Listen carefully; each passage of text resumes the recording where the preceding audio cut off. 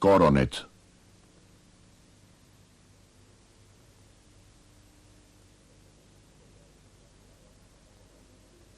WGBH, Boston, presenta, en asociación con el Museo de Arte Metropolitano, un proyecto de Annenberg CPB.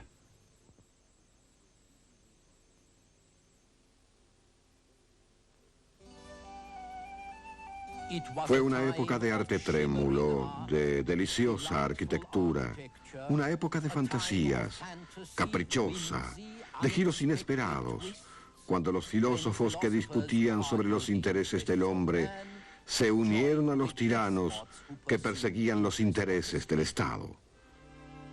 Hoy, en la tradición de Occidente, el Renacimiento del siglo XVIII.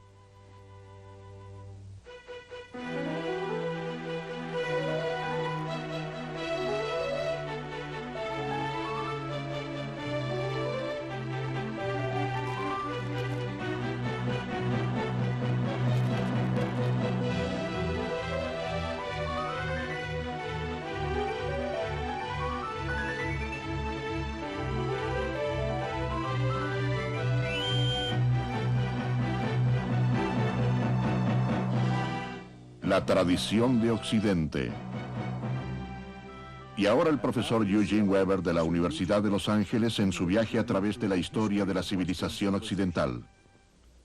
La última vez finalizamos con los filósofos. Recuerden, los filósofos del siglo XVIII, muchos de los cuales simpatizaban con los monarcas reformistas de Europa Central y del Este. Los filósofos creían que lo que Europa realmente necesitaba eran reyes filósofos, tiranos ilustrados que aportaran innovaciones en política, religión y educación, sobre todo para hacer más racional a la sociedad. Y el movimiento que se originó se conoció como el Renacimiento del siglo XVIII.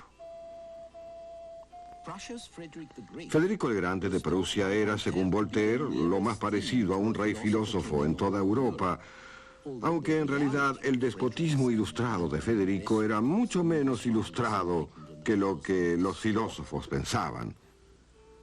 Y Catalina la Grande de Rusia fue descrita por Diderot como poseedora del corazón de Bruto y el rostro de Cleopatra. En realidad tenía el corazón de Nerón y el rostro de Maiguas. Pero a Diderot le parecía la perfecta alianza, de modo que el mundo obtuvo una espléndida colección de su correspondencia con Catalina la Grande, quien se tornó bastante grande gracias a la publicidad que de ella hicieron los filósofos, y lo mismo ocurrió con Voltaire, quien mantuvo una asidua correspondencia con Federico el Grande. Fue una especie de relación renacentista entre hombres de letras que brindaban adulación y publicidad, y de monarcas que les otorgaban presentes, subsidios y autoestima. Pero detrás de las relaciones y de las palabras, la realidad era bastante distinta. El privilegio no fue abolido en Rusia, ni en Prusia, ni en ninguno de los nuevos estados. Por el contrario, los monarcas tuvieron que depender más que nunca de los nobles, ya que estos eran la única clase destinada a mandar. Y así, los monarcas terminaron dando más privilegios a los nobles. En el ejército prusiano, por ejemplo, solo los nobles podían ser oficiales, situación que continuó con muy pocas excepciones durante por lo menos 100 años. Y la condición de servidumbre no fue abolida en Prusia, ni en Rusia, ni en la mayor parte de las tierras de Habsburg. Los siervos fueron liberados en los estados reales, pero no en los estados de la nobleza. Así que, mientras los filósofos hablaban de libertad, lo que los tiranos ilustrados querían no era la libertad, sino el dominio oficial y la disciplina. Para la época en que Federico II falleció, el 4% de la población prusiana estaba en el ejército, aunque su país estaba en paz. El 4% de la actual población estadounidense sería hoy algo así como 10 millones de soldados. En Rusia, Catalina la Grande dio instrucciones a sus ministros de crear una constitución e hizo traducir y circular por toda Europa sus instrucciones para que todos viesen cuán instruida era su patria, pero nada se logró con ella. Todo fue como el viaje que realizó por sus dominios para ver por sí misma cómo vivía su pueblo. En todas partes a donde iba, hallaba aldeas limpias, con casas bien construidas, ganado gordo, gente alegre. Pero en realidad todas las aldeas eran decorados de teatro. Se preparaban antes de su llegada y se retiraban para más adelante reconstruirlos con el mismo ganado y el mismo elenco de campesinos satisfechos. Quien arregló todo esto fue el conde Potemkin, primer ministro, y las aldeas con las que engañó a la emperatriz, y sospecho yo que ella quería que la engañaran, estas aldeas fueron denominadas aldeas Potemkin, término que significaba espectáculo de falsas apariencias, y la técnica aún hoy se emplea. Las reformas constitucionales de Catalina también eran una falsa fachada. Y cuando los amigos filósofos de Catalina le reprocharon esto, ella respondió: para ustedes es fácil hablar, ustedes escriben sobre papel, yo escribo sobre carne humana. En otras palabras, es fácil recomendar mejoras cuando uno se sienta en un estudio, pero es más difícil producir cambios en la vida real. Pero, ¿era realmente esa la diferencia entre ella y los filósofos o era otra cosa? En verdad, la alianza entre los filósofos y los tiranos ilustrados se basaba en un malentendido. Los filósofos se interesaban en el hombre, sus progresos y su dignidad. Sus tiránicos amigos se interesaban en el Estado, los intereses y el poder del Estado. Ambos creían en tratar a la gente como individuos, pero por motivos muy diferentes. Cuando los tiranos los trataban como individuos, no era por creer en la dignidad del hombre, no, sino porque esto era en beneficio del Estado. Era más fácil tratar con un montón de individuos por separado que con una corporación o estados y otros cuerpos de mentalidad y fuerza colectivas. Así que, mientras para los filósofos la igualdad del individuo ante la ley era un principio, para los gobernantes era el medio de eliminar la diversidad de los grupos de intereses que dificultaban el gobierno. Pero a pesar de este malentendido, la alianza perduró, ya que también se basaba en intereses. Los filósofos obtenían respeto, dinero, favores. Los tiranos obtenían útiles representantes publicitarios. Y el malentendido se fundaba igualmente en la distancia. Cuando finalmente Voltaire fue a Berlín, cuando Diderot viajó a San Petersburgo, la realidad era considerablemente menos atractiva que el sueño. Pero mientras permanecían en París, era fácil creer en las nuevas sociedades y en sus tiranos ilustrados. En el siglo XVIII, Rusia y aún Prusia estaban, para muchos, terriblemente lejos. De esos filósofos que realmente fueron a ver por sí mismos, algunos solo vieron aldeas Potemkin y cayeron en el engaño. Algunos se desilusionaron con lo que vieron y a otros los sobornaron o los difamaron. Pero la mayoría de los filósofos eran hombres que querían creer en algo. Los rodeaba la inequidad y la injusticia en su tierra, y los verdaderos abusos que veían en torno les hacían ignorar, olvidar, descartar abusos mucho peores que ocurrían en estas lejanas utopías que ellos preferían considerar como la tierra prometida. De modo que el renacimiento del siglo XVIII fue muy limitado. Los estados de los tiranos ilustrados fueron modernizados. De la edad del oscurantismo pasaron a ser algo así como una cosa menos oscura. La vida en los dominios de Prusia y Austria mejoró en algunos aspectos materiales. Y la maquinaria estatal y la militar se tornaron competitivas con el oeste. Pero esto hay que verlo en perspectiva y debemos recordar que los tiranos instruidos eran siempre más tiranos que instruidos. También eran excepcionales, como pueden ver por el ejemplo de Alemania, o más bien de las Alemanias. En esta época los alemanes apenas eran una nación, carecían de sentido de identidad nacional. El Sagrado Imperio Romano en el cual vivían no era ni sagrado ni romano, y ni siquiera un imperio. Solo era un conjurador de estados. Cualquier unidad que impusiera el imperio era puramente formal. Los alemanes estaban divididos en 200 o 300 estados, y 10 veces ese número en entidades autónomas soberanas, algunas de las cuales no eran mayores que un rancho grande en Texas, 80 de ellas menos de 45 kilómetros de ancho.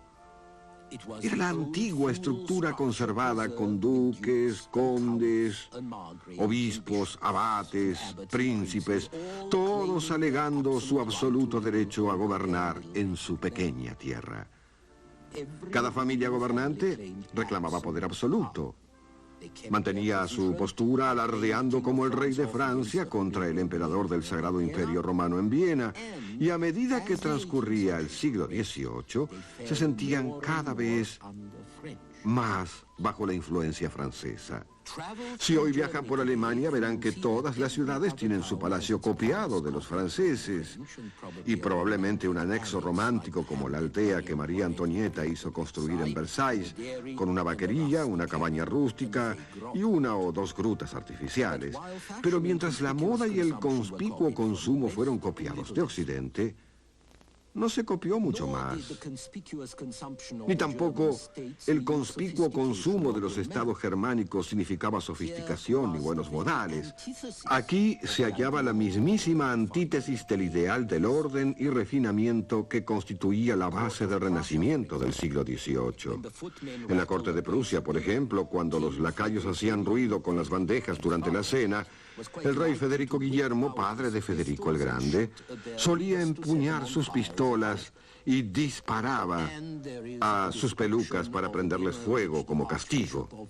Y hay una descripción de una cena que el arzobispo de Mainz dio a fines del siglo XVIII a sus compañeros electores, los príncipes que simbólicamente eran el comité administrador del imperio. Una cena que duró desde mediodía hasta las 9 de la noche, y mientras ellos comían, una banda militar tocaba música sin cesar.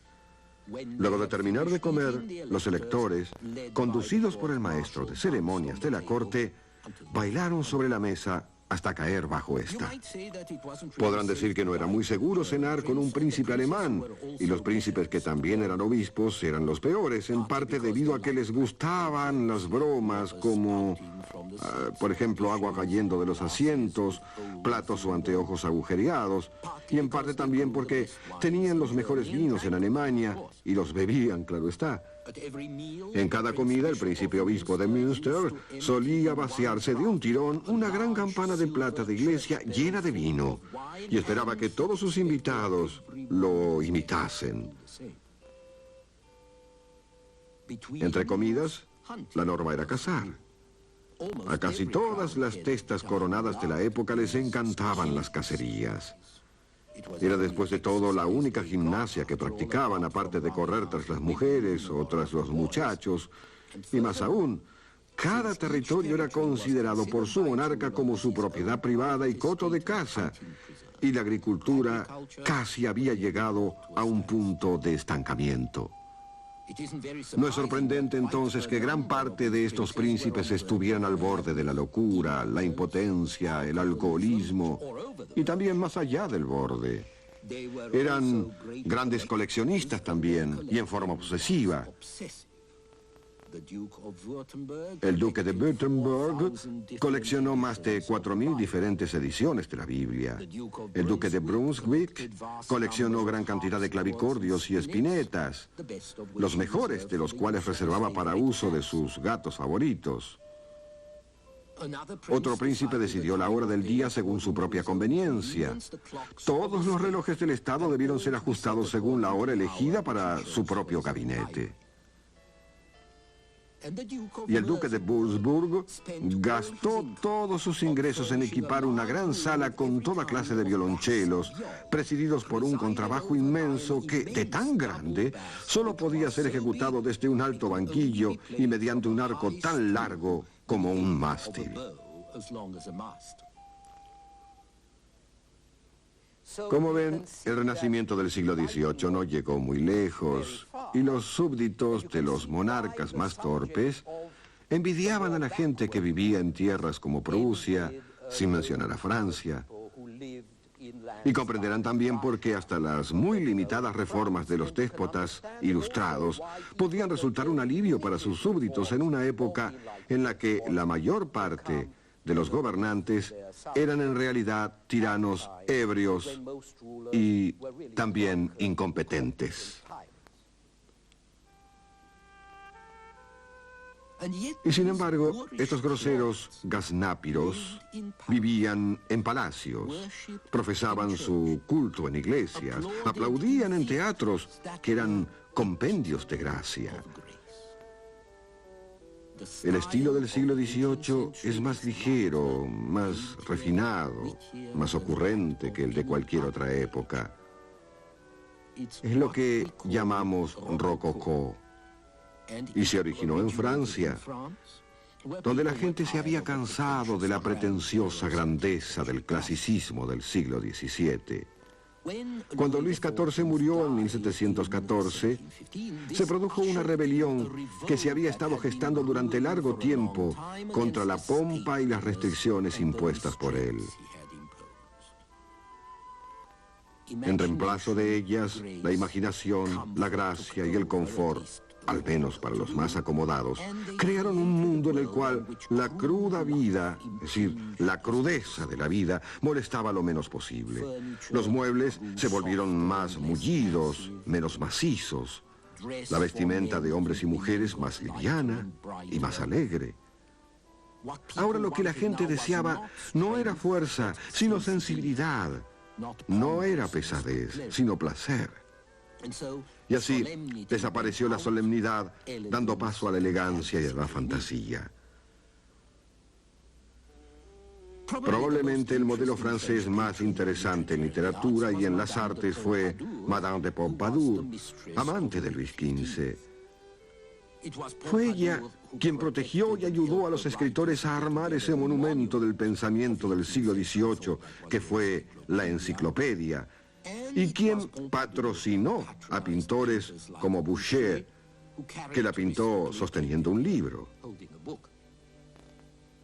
El color, la libertad, el deleite, el encanto son características de la pintura del siglo XVIII. La fascinante exuberancia de Boucher,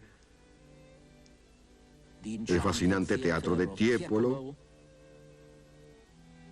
los también fascinantes espejismos de los hermanos Guardi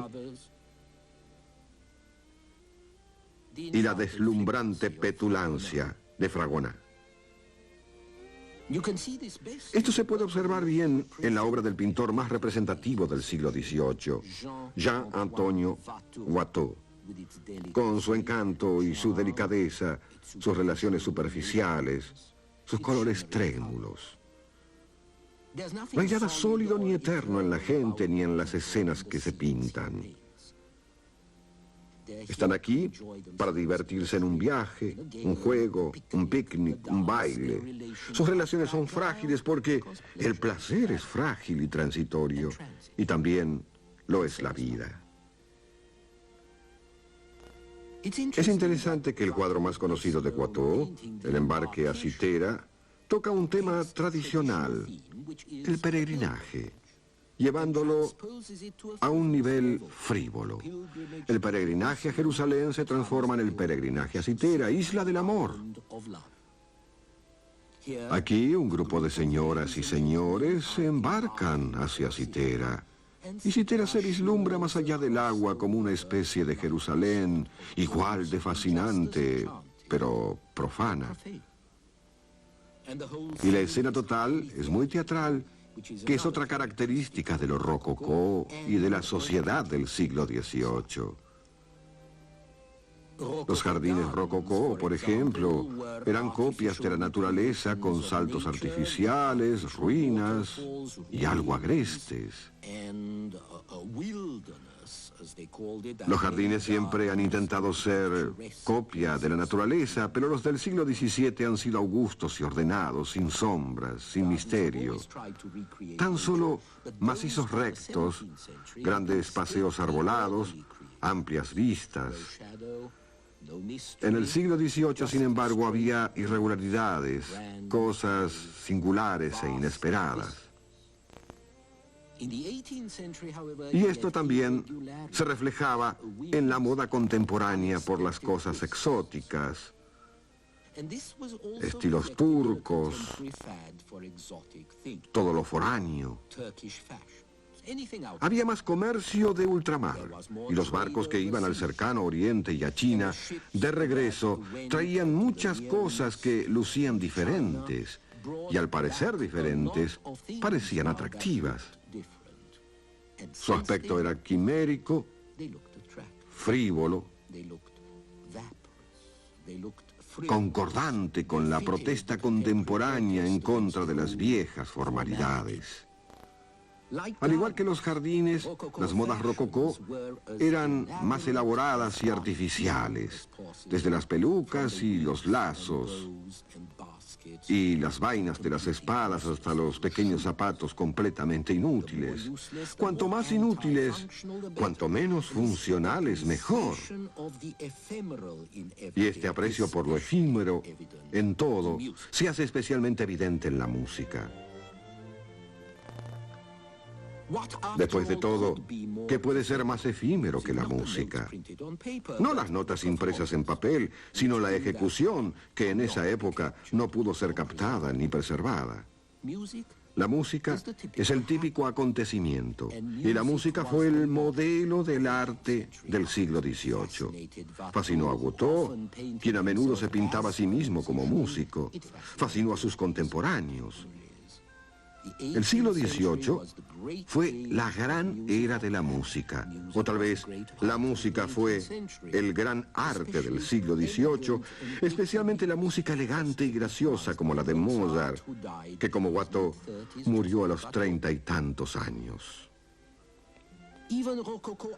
Hasta la arquitectura rococó parecía musical. Los arquitectos rococó construían teatros y teatros de la ópera, diseñados de tal forma que el público disfrutase aún más que con lo que ocurría sobre el escenario.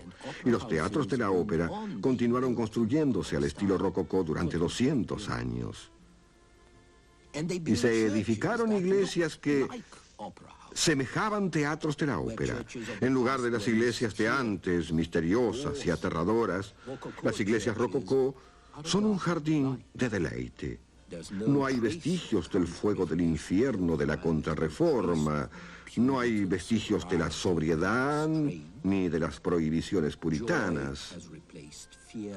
La alegría reemplazó al miedo, el escenario reemplazó al ritual, el despliegue reemplazó a la inspiración. Todo es estuco, oropel, enroscaduras, con muchos espejos reflejando la luz. Dios mismo es un deleite, y uno espera que el sacerdote arranque cantando un aria. La historia no le presta demasiada atención al placer, y la frivolidad no es el tema favorito de los eruditos, que están hechos de otro paño. Pero recuerden que la sensibilidad más ligera y más suave de la época rococó también concordaba con una mayor sensibilidad. Sensibilidad no solo respecto de nuestros propios sentimientos, sino de los demás. Cada vez más los miembros de las clases altas no querían que hiriesen sus sentimientos, de modo que no deseaban ver ni dolor, ni sufrimientos, que después de todo eran aspectos corrientes de la vida contemporánea. Y fue la gente más sensible de esta era, como Madame de Pompadour, por ejemplo, quien comenzó a reducir las torturas y ejecuciones públicas y la cruel legislación que había perdurado durante siglos. Gente como esta fue la que recibió con agrado la reforma penal durante el último tercio del siglo XVIII, o al menos recibieron con agrado las campañas en pro de la reforma penal, que trataba de que el castigo se adecuase al delito y a la utilidad social, en lugar de los viejos horrores de la época, como amputar una mano por robar una hogaza de pan. Algunos lo llamaron reforma porque eran instruidos, y de eso les hablaré la próxima vez. Pero mucha gente quería o aceptaba la reforma simplemente porque sus gustos habían cambiado. Sus modales y sus sentimientos se habían vuelto más humanos, más sensibles. Y si uno hacía el bien por propia conveniencia, también eso estaba bien.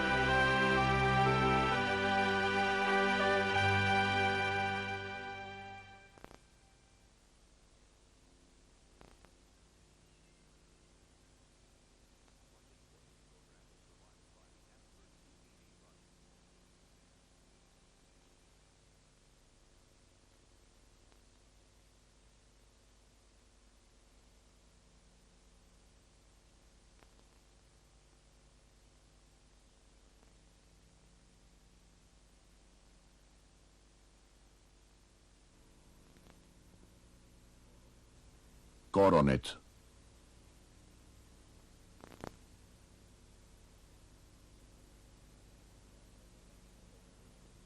WGBH, Boston, presenta, en asociación con el Museo de Arte Metropolitano, un proyecto de Annenberg CPB.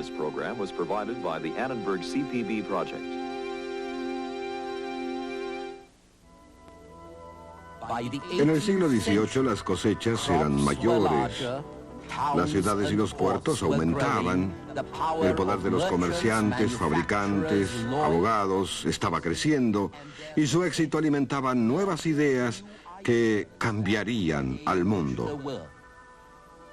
El renacimiento del siglo XVIII y la sociedad hoy en la tradición de Occidente.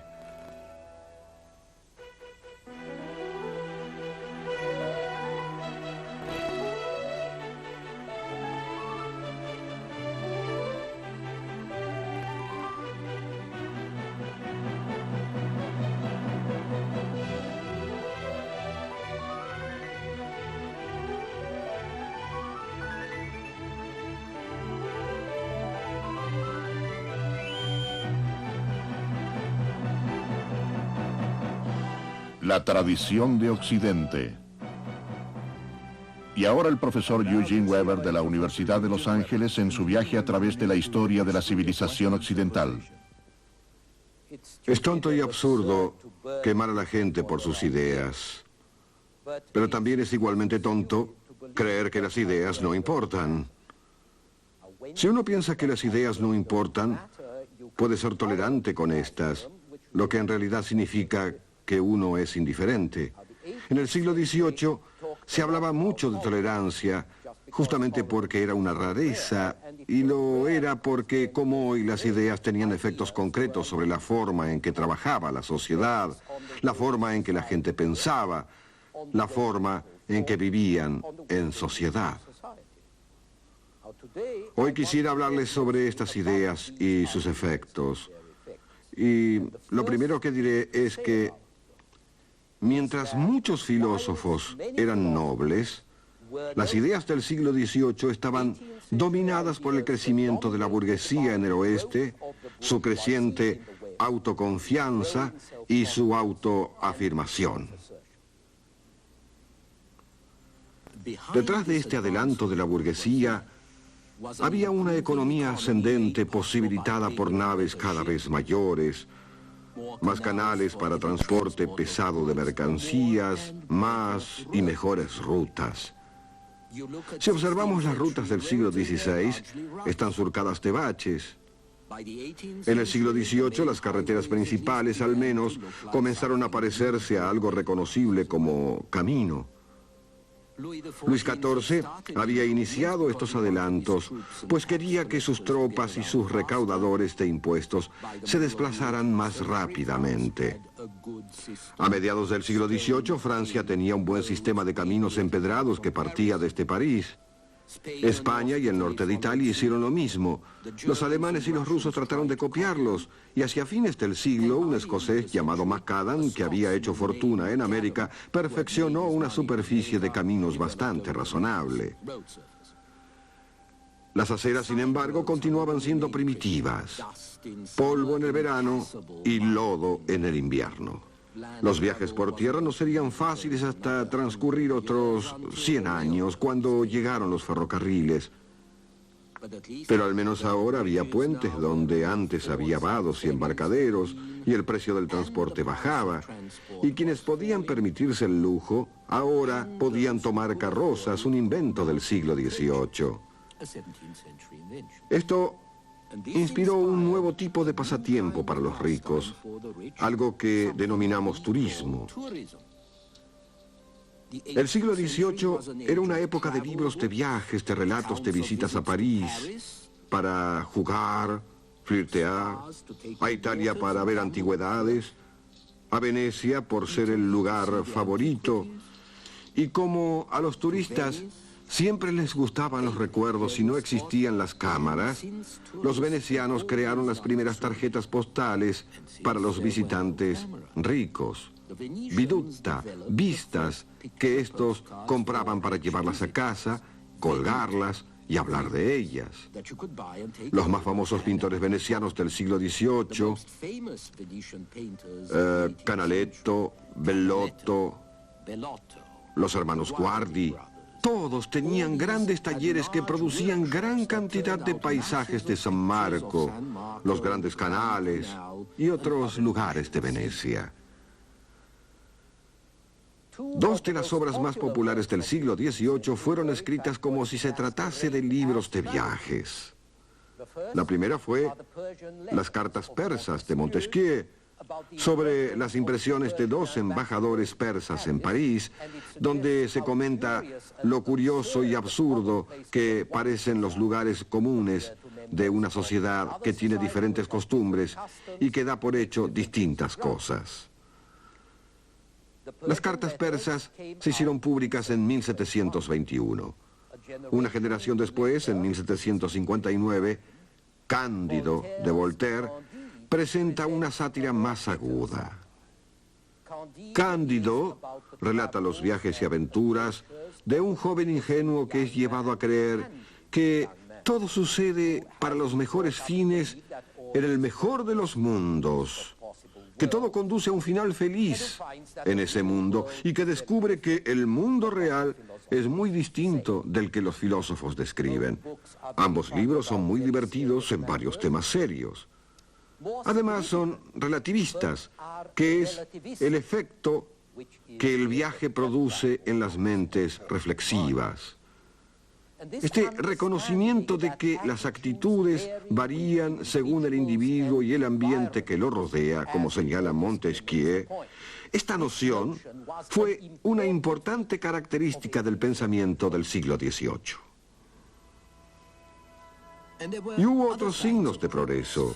Mejoró la tecnología en la labranza, la agricultura se volvió más productiva, los ejércitos destruyeron menos cosechas y fueron mejor almacenadas, así que había más comida, moría menos gente y la población aumentaba.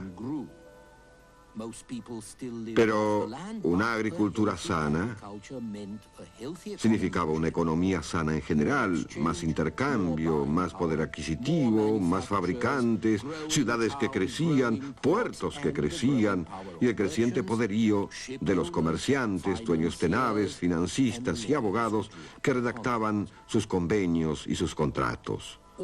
Todo esto ocurrió primeramente en Inglaterra porque ésta se salvó de la peor de las guerras que acabó con los recursos de los estados continentales. Poseía además importantes recursos propios, tenía cobre, mucha madera, energía hidráulica para molinos textiles, hierro y carbón para las fraguas y para fundición de hierro. Inglaterra tenía también a Escocia un dominio estancado lleno de hombres emprendedores. MacAdam vino de Escocia y también James Watt, quien nos dio la máquina de vapor. Cuando Voltaire fue a Inglaterra, se maravilló de lo que vio. El comercio los ha enriquecido, los ha ayudado a liberarse. La libertad, a su vez, ha propagado aún más el comercio. En esto se basa la grandeza del Estado, decía. Voltaire se había expresado claramente. El comercio produce riqueza. La riqueza favorece la libertad. La libertad favorece al comercio y el comercio favorece la grandeza de un país. Eso es lo que él quería ver en Francia. Eso es lo que la burguesía deseaba ver en todas partes.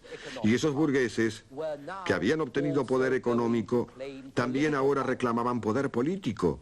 Hacia fines del siglo, un líder de la Revolución Francesa lo expresó con mucha claridad. Una nueva distribución de la riqueza, dijo, requiere una nueva distribución del poder.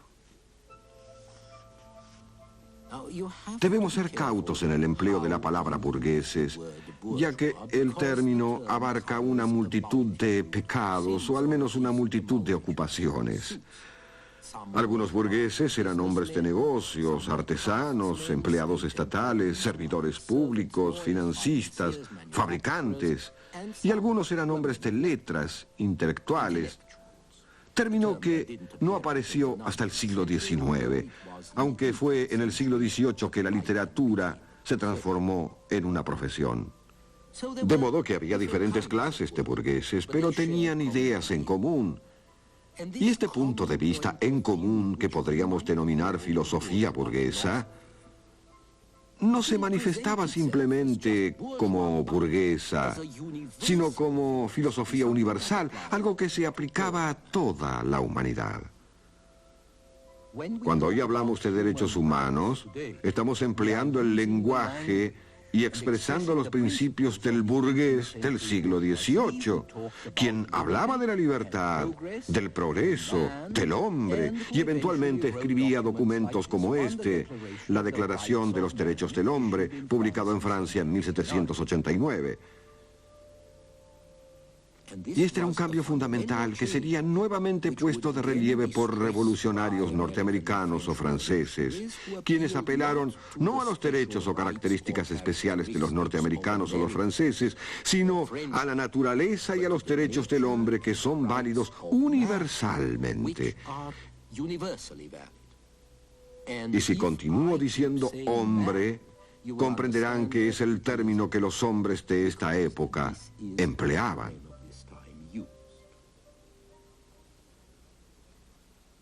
Esto difería bastante de lo que ocurría más tarde en el siglo XIX, cuando el proletariado, la clase trabajadora, fuera definida como una entidad independiente y los trabajadores fuesen invitados a adoptar una doctrina proletaria, una doctrina de clase mucho más estrecha. Pero en el siglo XVIII, la burguesía identificó su causa con la causa de toda la humanidad. Eran burgueses, pero se consideraban a sí mismos simplemente humanos. Los intereses que perseguían, según lo veían ellos, no eran intereses de clases, sino válidos para todos. Así que hoy, cuando uno habla de derechos humanos, está expresando los principios de la burguesía del siglo XVIII. Esta universalización de principios e intereses específicos alentaría un pretexto hipócrita que era bueno para los burgueses, bueno para todos, pero que también inspiraría y justificaría la demanda de que lo que se hace para mejorar la suerte de los burgueses debería hacerse para mejorar la suerte de todos. Y este es otro principio que aún hoy influye en nuestra política. Otro nuevo e importante aspecto de la época era que estas cultas ideas serían publicitadas con mayor rapidez y mayor alcance que ninguna otra anteriormente. Por ejemplo, esta es una caricatura francesa con las 3 órdenes sociales. La propaganda o el sistemático esfuerzo por persuadir no fue invento del siglo XVIII, había existido siempre, pero la defensa de las masas, al menos en el orden laico, solo provenía de las mejores comunicaciones e intercambios del siglo XVIII. Gacetas, periódicos, centros de reunión, más libros, más folletos que nunca, con salas de estar, cafeterías, sociedades de debates y sociedades secretas. La más importante de estas sociedades secretas fue probablemente la logia masónica. Había comenzado en la Inglaterra del siglo XVII, pero en el siglo XVIII la propagaron en toda Europa los franceses, quienes contaban con más de 30.000 cofrades.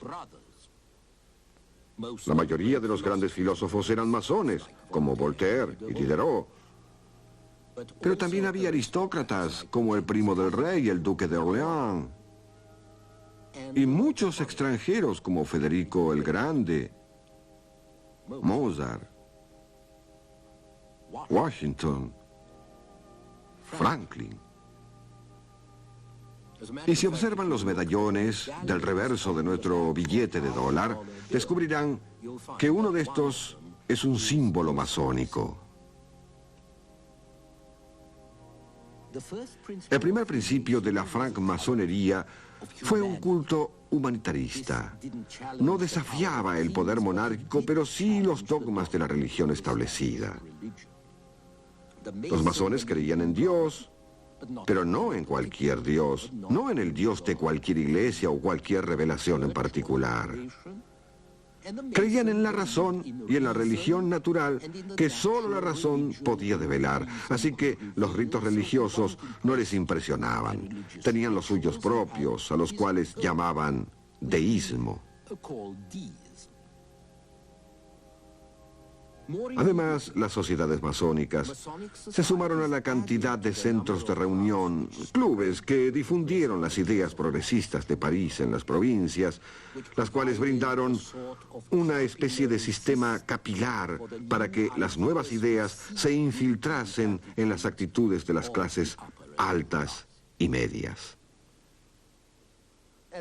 Y junto con las ideas, el vocabulario cambió radicalmente. Es ahora cuando la palabra social cambia de sociabilidad a sociedad, adquiriendo su significado actual, como en sociología, como en las ciencias sociales. Es ahora cuando aparecen palabras como capitalista y cuando nación y nacional adquieren el sentido moderno. Y términos como pueblo o populacho se tornan peyorativos como plebe, vil populacho, convirtiéndose, como lo dice la enciclopedia de Voltaire y Diderot, en la parte más numerosa y necesaria de la nación. Esta transformación del vocabulario es una señal de que las ideas están cambiando profundamente.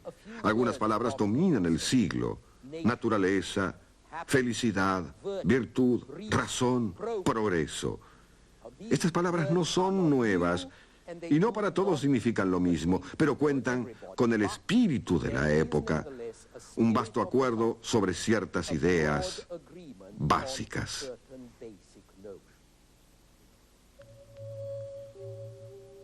Se daba por sentado que a través de la razón y de las ciencias, la gente podía comprender a la naturaleza y armonizar con sus leyes, avanzando así hacia la felicidad y la perfección.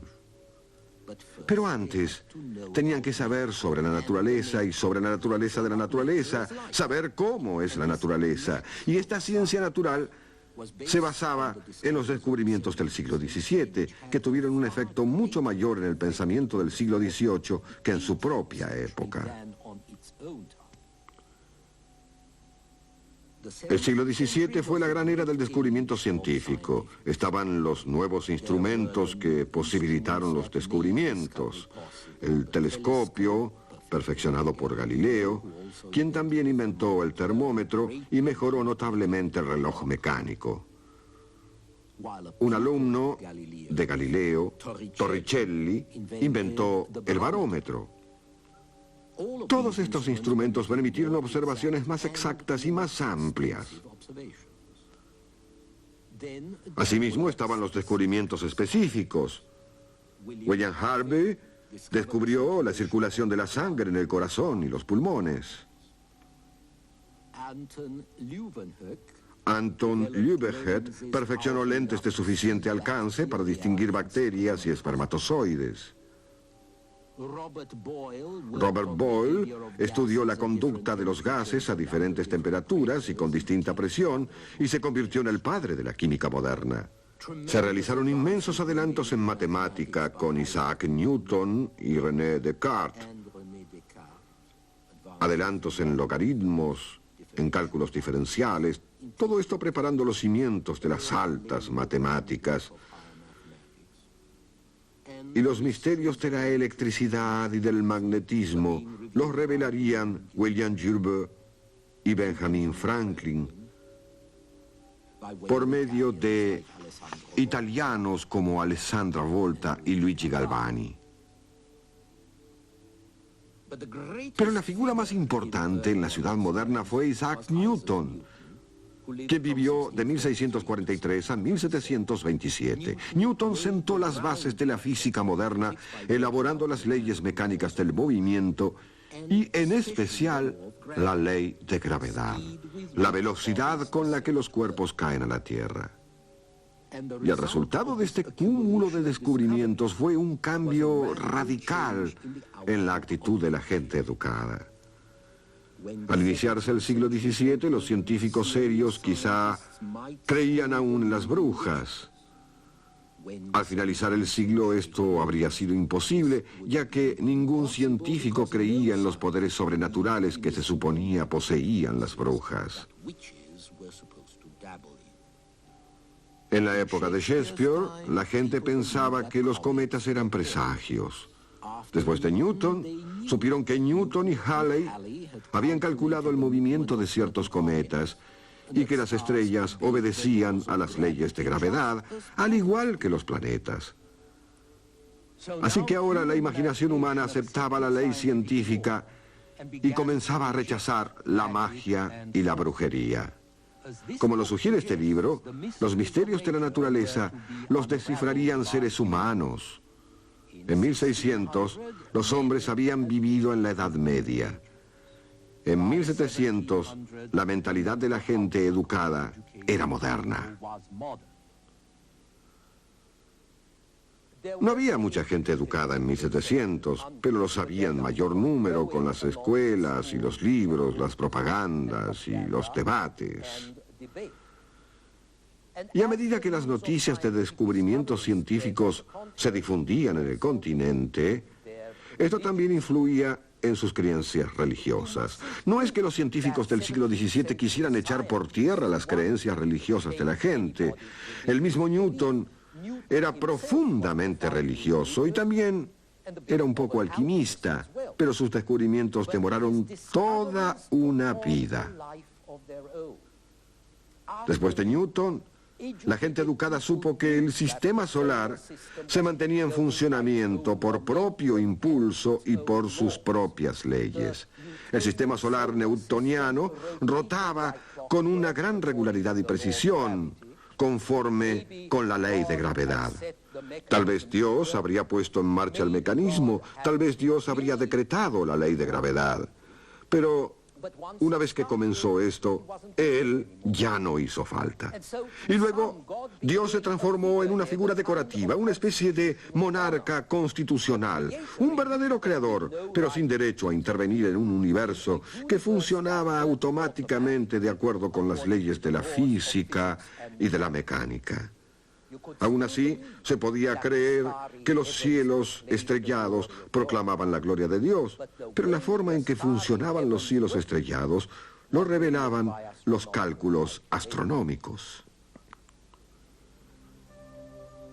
Hacia el siglo XVIII se hallaban ya asimilados los grandes descubrimientos del siglo XVII y también lo que estos implicaban. Se produjeron importantes adelantos médicos en la lucha contra el escorbuto y en especial contra las viruelas.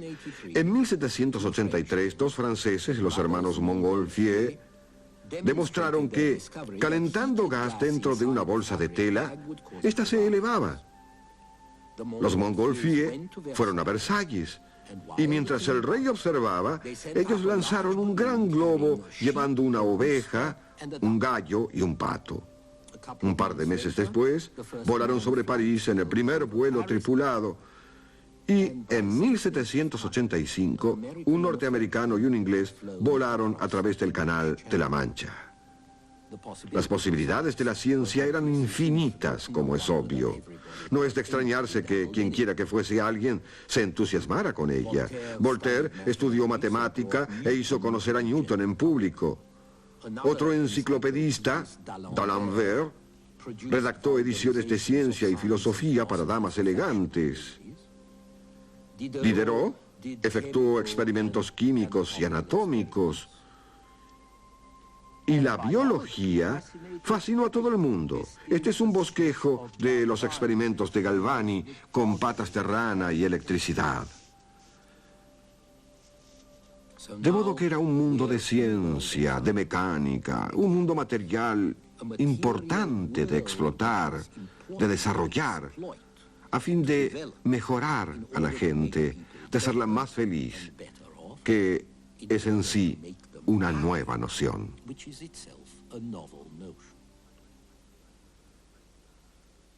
Aquino no habló mucho de la felicidad.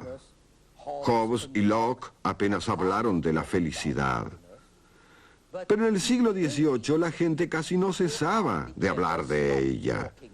Esto tenía mucho que ver con la disminución en las restricciones religiosas, tanto católicas como protestantes. Y ahora se hablaba de la felicidad en la naturaleza, de la felicidad al aire libre.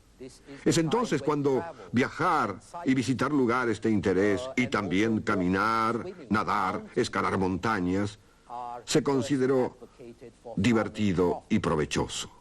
La felicidad en la vida natural. Los nobles salvajes son felices. Los nobles damas y caballeros trataron de volver a la naturaleza. Y María Antonieta, reina de Francia, tenía una granja especial para ver cómo era la felicidad natural. Y además estaba la felicidad en la virtud, la medida y la razón. Pero había una fuerza aún mayor que la de la felicidad natural, una que daría colorido a la subsiguiente historia de Europa y también de América, la utilidad, como veremos en nuestro próximo utilísimo programa.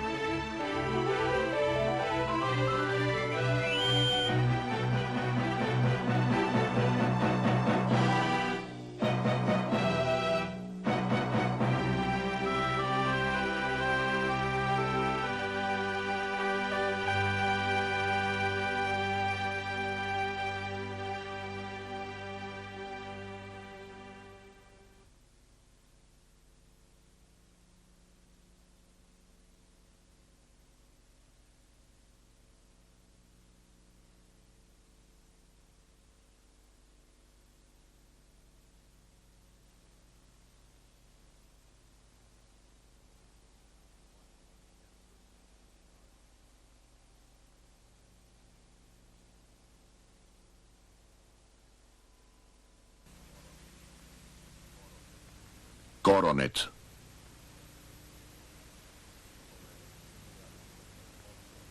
WGBH, Boston, presenta, en asociación con el Museo de Arte Metropolitano, un proyecto de Annenberg CPB.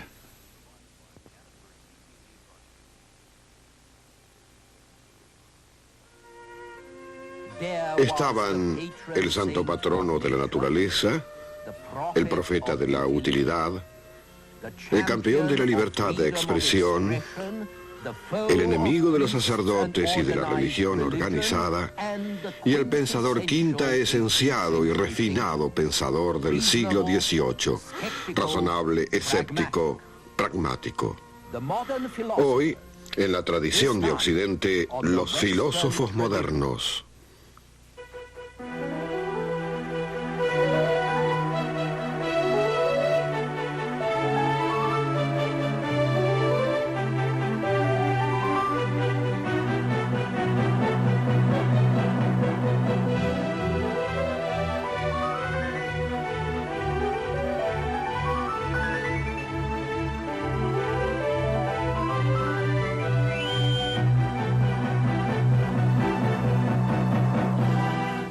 La tradición de Occidente.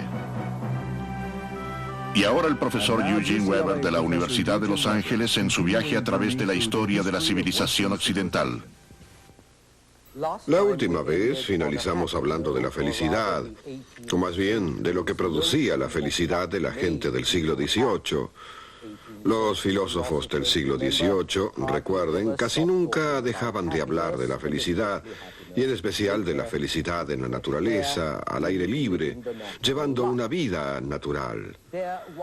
Había un filósofo francés en particular que se transformó en el santo patrono de este culto a la naturaleza, algo así como el hippie de la genialidad, llamado Jean-Jacques Rousseau.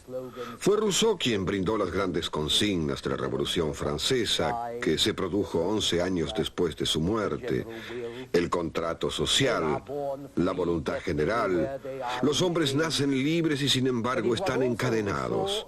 Pero también Rousseau brindó las consignas para retornar a la naturaleza, cambiando la confianza en el cerebro por la confianza en el corazón.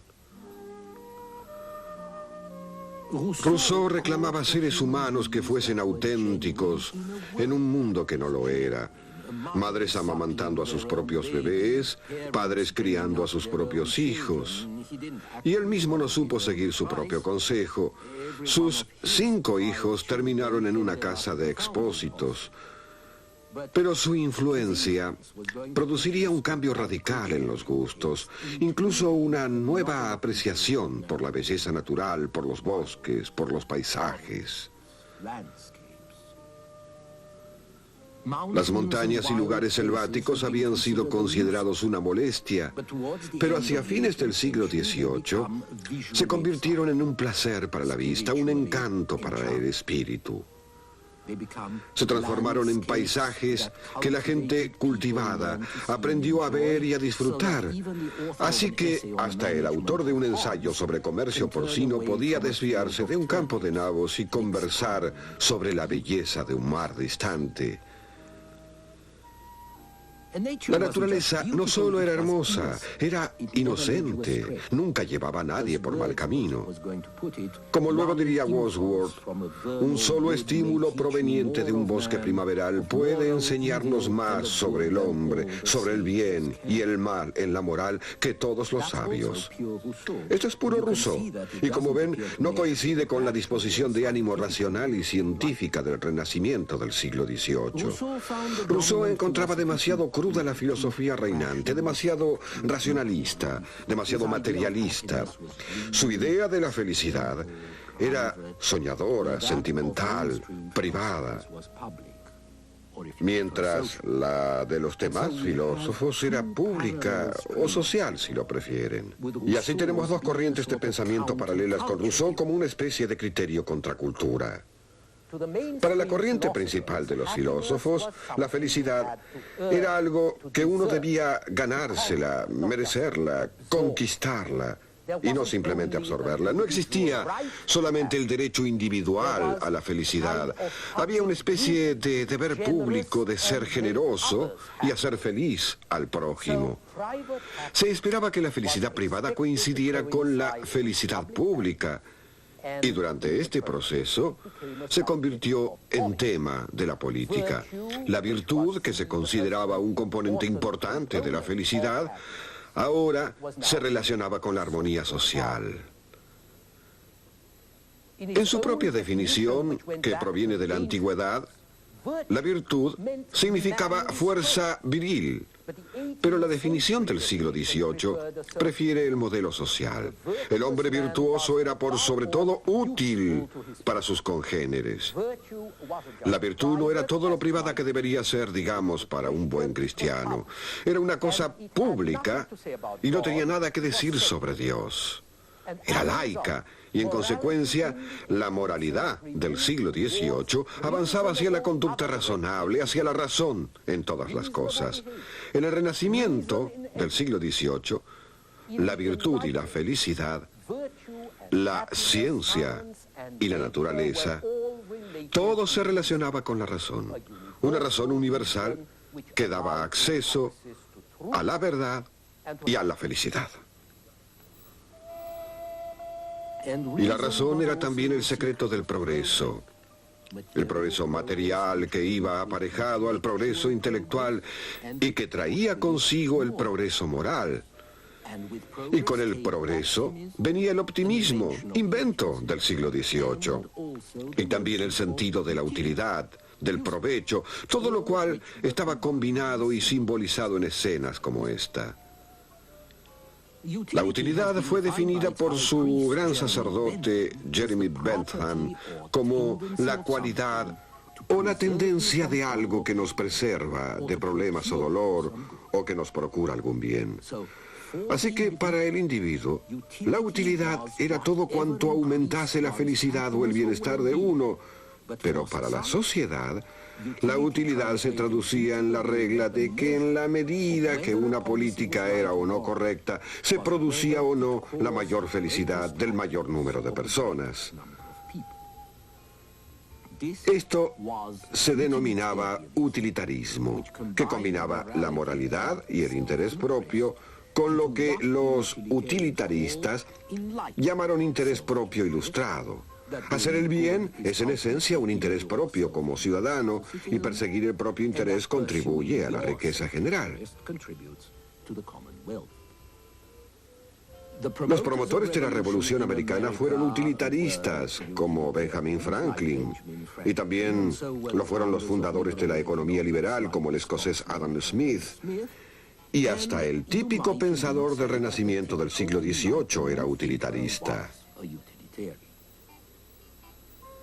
Con reformistas como Voltaire o como el italiano Beccaria, el utilitarismo tomó la forma de lo que Voltaire denominó sentido común. Fue en nombre del sentido común que propusieron reformas. Se pondrá fin a las ejecuciones públicas, dijo Beccaria, y a la tortura. Se abolirá la pena de muerte. Los juicios se efectuarán en público. Se moderarán las penas para adecuarlas al crimen cometido. Y la ley será una sola para todos, sin excepción de clases. Y sobre todo, discutamos sobre estos asuntos. Tengamos libertad de pensamiento, tengamos libertad de expresión.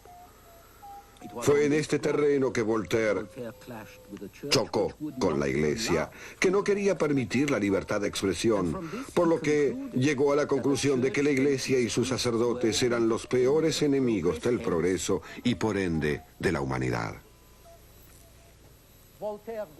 Voltaire no estaba en contra de Dios. Probablemente estaba de acuerdo con el hombre que rezaba: «Oh Dios, si existe un Dios, salva mi alma, si posee un alma».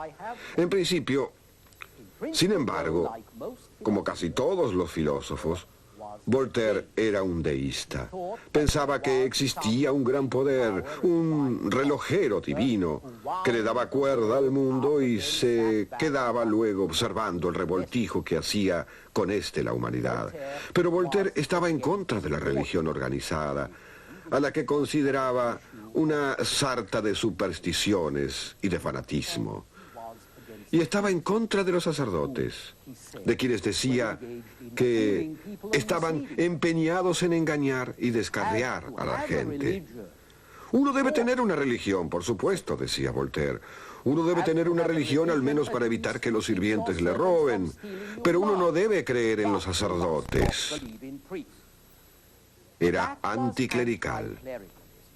Era una poderosa doctrina que predicaba la intolerancia contra lo intolerante, pero predicaba comprensión y tolerancia para aquellos que no se sometían a los dogmas de la religión establecida, religión que en esos días aún podía condenar a los no creyentes a una muerte espantosa.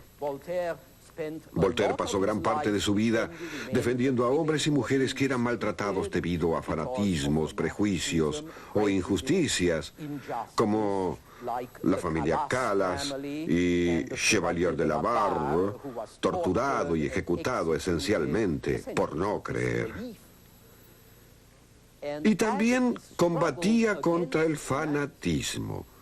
Voltaire creó también algo totalmente nuevo, lo que llamamos opinión pública. Fue en las grandes campañas políticas y anticlericales de fines del siglo XVIII cuando la opinión pública se convirtió en un factor importante en la sociedad ilustrada. Y el intelectual, el publicista, el hombre de letras, fueron reconocidos como la fuerza dinámica de la opinión pública, inmensamente eficaz en la difusión del mensaje del Renacimiento del siglo XVIII, que no solo era racionalista, sino también utilitarista y materialista, una creencia en el progreso técnico y económico. El mayor monumento sobre este punto de vista es la enciclopedia que Voltaire, Diderot y sus amigos publicaron aproximadamente entre los años 1750 y 1760. 17 volúmenes, 3 volúmenes de ilustraciones, todo por orden alfabético, lo que fue otra innovación, ya que abandonaba las tradicionales categorías y jerarquías mediante un orden más imparcial que colocaba, por ejemplo, teología después de producción, que colocaba príncipes después de cerrajeros, por la letra con que comenzaban. La enciclopedia es un extenso himno al proceso técnico. Las artes mecánicas y los inventores reciben un grado de atención que antes no habían tenido. Los hombres prácticos son considerados benefactores de la humanidad. Hay infinidad de artículos sobre comercio, sobre técnicas como teñido de telas, o sobre fabricación de cerraduras o de calcetas. Todo cuanto es útil. El rango se subordina a la utilidad. La política se subordina a la economía. La libertad en este contexto es esencialmente económica, con la libertad política representada como una especie de cobertura en el pastel de la libre empresa. Y cuando Diderot escribe un artículo sobre el hombre político, este artículo trata de agricultura, demografía, riqueza, porque el bienestar, la salud, el trabajo, la libertad, todo eso está relacionado. El humanismo de la enciclopedia se originó directamente en ese material. Ellos creían en la evolución, en el progreso, en la posibilidad de cambiar a la gente, en el deber de hacerlo, de hacer algo para hacerlos felices, la más grande felicidad de la mayor cantidad de gente. Para ellos, el universo era una gran máquina donde todo se conectaba. Los mejores y los peores aspectos de este humanismo se pueden observar en dos pintores completamente diferentes que Diderot admiraba mucho. El primero es Chardin, pintor de la vida corriente, limpio, directo, íntimo, engañosamente simple. Una especie de Vermeer del siglo XVIII. El segundo es Greuze, melodramático, moralista, sentencioso. Observen a estas chicas tan inocentes que no las dejarían cerca de un pajar. Greuze, como Rousseau, representaba el lado sentimental del Renacimiento del siglo XVIII. Recordemos que fue la apelación del filósofo a los sentimientos y a la razón lo que desencadenó la campaña para la disminución de terribles castigos, para un código penal menos duro, para el trato humano con la gente. Así que hasta los cuadros de segunda categoría podían servir para una buena causa nuevamente, la utilidad. El verdadero hogar de la utilidad, el verdadero centro de ella, se hallaba al otro lado del canal, en Inglaterra, donde existían algunas diferencias importantes. Mientras los filósofos continentales recurrieron a los déspotas ilustrados y a sus estados burocráticos centralizados a fin de imponer las necesarias reformas y crear una economía eficiente, los ingleses sentían que tenían una economía eficiente precisamente por no tener demasiada burocracia y porque habían evitado un Estado autoritarista. Estaban protegidos por el océano, estaban protegidos por su flota y redujeron el poder del gobierno al mínimo, pues consideraban que los individuos se manejaban mejor si se los dejaba solos y sin decirles qué hacer. Un buen ejemplo es la fábula de las abejas de Bernard Mandeville, que publicó en 1723. La fábula trata de un enjambre que funciona de maravillas hasta que lo cambian y regulan para que las abejas puedan llevar una vida más virtuosa. Y el desastre estalla. Las abejas se vuelven tranquilas, austeras, caritativas. Su productividad cae drásticamente. Su economía se transforma en una economía de subsistencia. Nada de lujos ni autoindulgencia. Basta de perder tiempo zumbando alrededor de las flores o olfateando por allí. Basta de acaparamiento, de codicia, de superávit. Así que ya no hay más miel y ya no hay más cera. Es una catástrofe. Y la conclusión: los vicios individuales son buenos para la sociedad. El egoísmo de cada uno determina la prosperidad de otros. La versión fundamental de este punto de vista podemos encontrarla en Adam Smith, en su investigación sobre la naturaleza y las causas de la riqueza de las naciones. Así se llamaba, publicado en 1776. Smith discute sobre la armonía fundamental de los intereses propios. Él cree en el libre comercio, en la competencia, la producción, el beneficio. Sobre todo, nada de regulaciones. El Estado simplemente está allí para mantener el orden y para que las leyes naturales actúen libremente, para que no pueda participar en una pacífica contienda dentro de un pacífico contexto para la actividad productiva. En este sentido, el utilitarismo, que había formado el pensamiento general del siglo XVIII, era la doctrina de un país, de una época, de una clase que sentía que estaba en ascenso. Pero como la doctrina tomaba tantas formas distintas, es difícil escoger la quinta esencia del utilitarismo del siglo XVIII. Si yo tuviera que elegir, escogería un inglés, aunque quizás ustedes no piensen de él como tal, un hombre llamado Benjamin Franklin. Franklin nació en Boston en 1706, décimo hijo de un fabricante de jabón y candelas que tuvo en total 15 hijos. Comenzó a trabajar a los 12 años, aprendió tipografía y comenzó a gastar dinero imprimiendo papel moneda para Pensilvania y otras colonias. Al igual que otros tipógrafos, Franklin diversificó sus negocios publicando una gaceta y un calendario que se denominó Calendario del Pobre Ricardo. Los calendarios eran muy populares para las vacaciones, porque no hacía falta leer bien para consultarlos. Uno podía obtener porciones de información y de sabiduría en forma de consomé, algo así como Reader Digest. Y el calendario de Franklin traía muchos proverbios y chanzas, y pronto se volvió muy popular. Franklin se transformó en figura pública, fomentó un servicio de bomberos, inauguró una biblioteca pública, fomentó una escuela que se convertiría en la Universidad de Pensilvania y también comenzó a interesarse en las ciencias. Todo el mundo se interesaba en las ciencias en esos días, pero a Franklin le interesaban las ciencias útiles.